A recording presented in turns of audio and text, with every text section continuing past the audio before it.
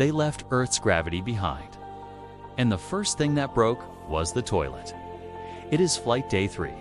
The Artemis II crew, Wiseman, Glover, Koch, and Canada's Jeremy Hansen are currently coasting through deep space.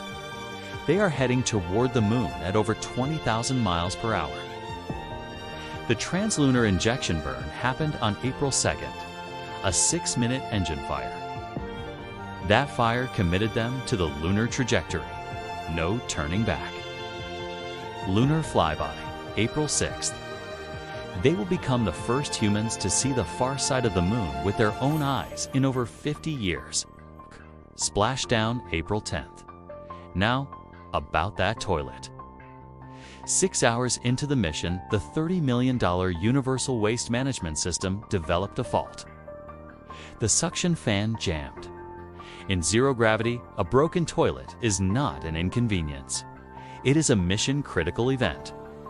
For several hours, the crew used backup contingency bags. Mission Specialist Christina Koch performed emergency space plumbing while Houston talked her through it like the world's most stressful IT support call. Mission Control eventually radioed. Happy to report the toilet is go for use. There was also a cabin pressure alarm just before the lunar burn. Tense moments in the capsule. Houston diagnosed it immediately as a faulty sensor.